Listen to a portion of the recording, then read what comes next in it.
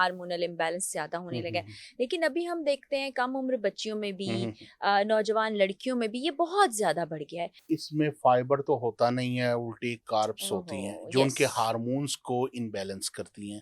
سب سے بڑی ہوتی ہے کہ اس کے ایک تو یہ چہرے کے اوپر تو دانے وغیرہ تو نکلتے ہیں، ٹھیک ہے، چہرہ بدنما ہو جاتا ہے. اور دوسرا یہ ہوتا ہے کہ اس کی نا یہاں پہ داڑھی مونچھ بھی آ جاتی ہے. جیسے آپ نے اکثر مردوں کو دیکھا ہوتا ہے، ہوتے بندے ہیں لیکن حرکتیں عورتوں والی کر رہے ہوتے ہیں. آپ نے خواتین کا ذکر کیا تو پروفیسر صاحب ہم اس طرف آ جاتے ہیں کہ خواتین میں آج کل اب اس میں ایج کا بھی کوئی نہیں رہا معاملہ. پہلے تو کہتے تھے ذرا ایج بڑی ہو گئی ہے، 40 سال کے بعد 45 کے بعد ہارمونل امبیلنس زیادہ ہونے لگا ہے. لیکن ابھی ہم دیکھتے ہیں کم عمر بچیوں میں بھی نوجوان لڑکیوں میں بھی یہ بہت زیادہ بڑھ گیا ہے. اس کو کیسے کنٹرول کیا جائے اور غذائی طور پر کیسے اپنے آپ کو بہتر بنائے؟ آپ اس میں دیکھیں کہ آج کل کے جتنی جنریشن ہے، ٹھیک ہے، وہ junk food, fast food, burger, pizza, شورما یہ بہت زیادہ کھاتے ہیں.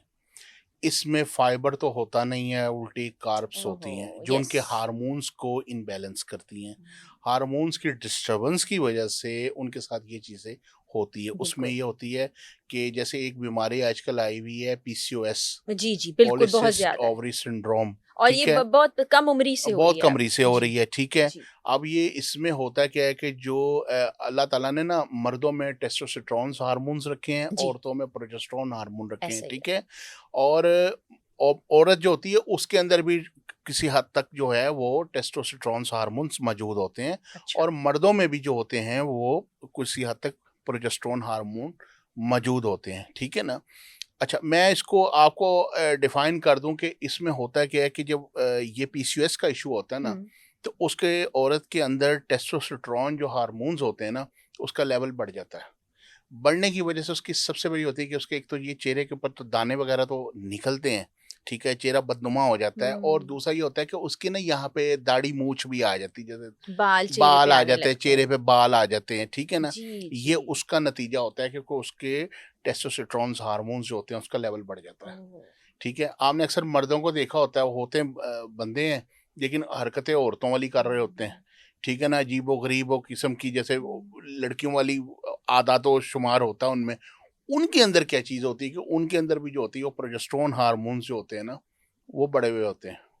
تو اس کو بیلنس کرنے کا کوئی طریقہ؟ جی، اس کو بیلنس کرنے کے لیے سب سے پہلے جو ہے اپنا لائف سٹائل ٹھیک کریں. ٹھیک ہے. اور اس کو بیلنس کرنے کے لیے اپنی غذا کو جو ہے وہ متوازن بنائیں. یہ جنک فوڈ، فاسٹ فوڈ، ان چیزوں کو بالکل چھوڑ دیں، اور ٹھیک ہے. رات میں جیسے آپ نے کہا بیٹھے بیٹھے کھا رہے ہیں، سونے بیٹھے سے بیٹھے پہلے تک کھا کھا رہے رہے ہیں. ہیں. اور اچھا ہوتا کیا ہے کہ آپ دیکھیں جتنی فوڈ اسٹریٹ ہے نا، جب میں نے کہا کہ 6:30 بجے کے بعد نہیں کچھ کھانا، جی. ساری فوڈ اسٹریٹ 6:30 بجے ہی سٹارٹ ہوتا ہے کھانا کام. تو شروع ہوتا ہے 9 بجے کے بعد. جی جی جی جی جی بالکل ایسا ہی ہے، ٹھیک ہے نا.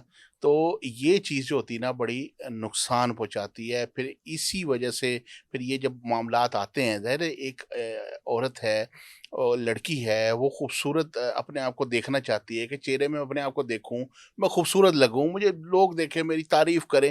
جب یہ چیزیں اس کے ساتھ آتی ہے تو پھر اس کے اندر کیا ہوتا ہے کہ اسٹریس، ایسا انزائٹی ہی ہے، اور اس طرح ڈپریشن کے کی طرف بھی وہ جانے اس طرح لگتا کے ہے. معاملات اس کے ساتھ جنم لیتے ہیں، جس سے بہت زیادہ باڈی میں کمپلیکیشنز جو ہوتی ہیں وہ پیدا ہوتی ہیں.